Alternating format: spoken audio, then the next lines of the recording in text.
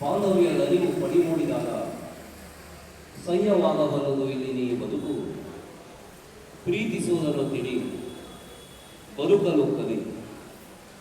ಒಂದು ಜನಾಂಗದ ಕಣ್ಣನ್ನೇ ತೆರೆಸಿದ ಕವಿ ಅಂತ ಹೇಳಿ ಗೋಪಾಲಕೃಷ್ಣ ಅಡಿಗರು ಬಾಂಧವ್ಯ ಅನ್ನುವಂಥ ಕವನದ ಸಾಲುಗಳಿವೆ. ಬಹುಶಃ ಈ ಕವನದ ಸಾಲುಗಳನ್ನು ಇಲ್ಲಿ ಸಾಕ್ಷೀಕರಿಸುವಂಥ ಒಂದು ಅದ್ಭುತವಾದಂಥ ಭಾವನಾತ್ಮಕವಾದಂಥ ಕಾರ್ಯಕ್ರಮಕ್ಕೆ ನಾವು ಸಾಕ್ಷಿಯಾಗ್ತಾ ಇದ್ದೇವೆ. ಖಂಡಿತಕ್ಕೂ ನನಗೆ ಈ ವೇದಿಕೆಗೆ ಬರೋಕ್ಕಿಂತ ಮೊದಲು ನನಗೆ ಮಾತನಾಡಲಿಕ್ಕೆ ಹೇಳುತ್ತಾರೆ ಅನ್ನುವ ಯಾವ ಭಾವನೆಗಳು ಕೂಡ ಇಲ್ಲ. ದಿಢೀರನ್ನೇ ಮಾತನಾಡಬೇಕು ಅಂತ ಹೇಳಿದಾಗ ನಾನು ಎದುರಿಗೆ ಬಂದು ನಿಂತಿದ್ದೆ.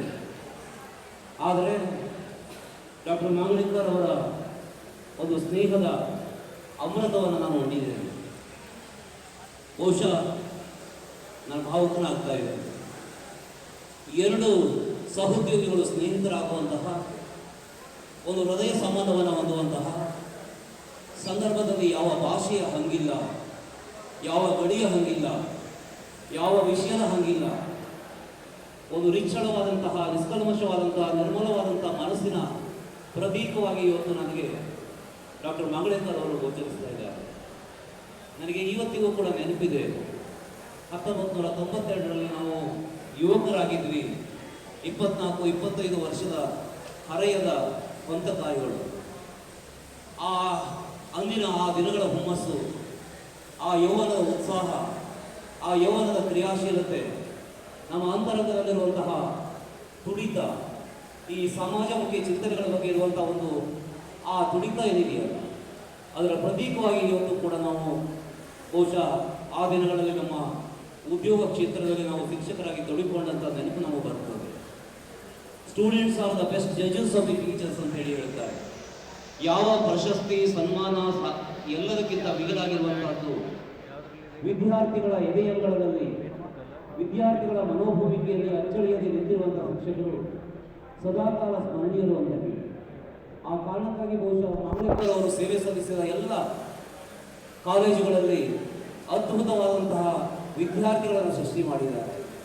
ಬಹುಶಃ ಈ ಬದುಕಿನಲ್ಲಿ ನನಗೆ ಅನಿಸುವಂತಹದ್ದು ಏನಿದೆ ಹೇಳಿ, ನನಗೆ ಇವತ್ತಿಗೂ ಕೂಡ ನೆನಪಿದೆ. ನಾನು ಡಾಕ್ಟರ್ ಮಾಂಗ್ಲೇಕರ್ ಅವರ ಕುಟುಂಬ ಯಾಕೆ ನಾನು ಭಾಷೆಯ ಹಂಗನ್ನು ತೊಡೆದು ನಮ್ಮ ಪ್ರೀತಿ ಸ್ಥಿರವಾಗಿ ನಿಂತಿದೆ ಅಂತ ಹೇಳಿದರೆ, ನನಗೆ, ನನ್ನ ಕುಟುಂಬಕ್ಕೆ ಮತ್ತು ಮಾಂಗ್ಲೇಕರ್ ಕುಟುಂಬಕ್ಕೆ ಬಹುಶಃ ಭಾಷೆ, ಮರಾಠಿ ಭಾಷೆಯಲ್ಲಿ ಮಾತನಾಡುವಾಗ ನನ್ನ ಶ್ರೀಮತಿಗೂ ಅವರ ಶ್ರೀಮತಿಗೂ ಸಂವಾದಗಳ ಆಗ್ತಾ ಇರಲಿಲ್ಲ. ಅಂದರೆ ಭಾಳ ಕಷ್ಟಪಟ್ಟು ಮಾತನಾಡ್ತಾ ಇದ್ವಿ. ಆದರೆ ನಾವು ತುಂಬ ಅನ್ಯೋನ್ಯವಾದಂಥ ಸಂಬಂಧವನ್ನು ಇರಿಸಿಕೊಂಡಿದ್ವಿ. ನಮ್ಮ ಗಣೇಶ್ ವಿಜಿಯಲ್ಲಿ ಕೂತಿದ್ದಾರೆ, ನಮ್ಮ ಶಾರದಾ ಭಟ್ ಇದ್ದಾರೆ, ವಾಲಿಕರ್ ಮೇಡಮ್ ಇದ್ದಾರೆ. ಎಲ್ಲ ನನಗೆ ನೆನಪಾಗ್ತದೆ. ಒಬ್ಬ ಡಾಕ್ಟರ್ ಮಾಂಗ್ಲೇಕರ್ ಅಪರೂಪದ ಒಂದು ಕೊಹಿನೂರು ವಜ್ರ ಅಂತ ಹೇಳಿ ನನಗೆ ಈ ಶಿಕ್ಷಣ ಕ್ಷೇತ್ರದಲ್ಲಿ, ಉನ್ನತ ಶಿಕ್ಷಣ ಕ್ಷೇತ್ರದಲ್ಲಿ ಅನ್ನಿಸ್ತಾ ಇದೆ.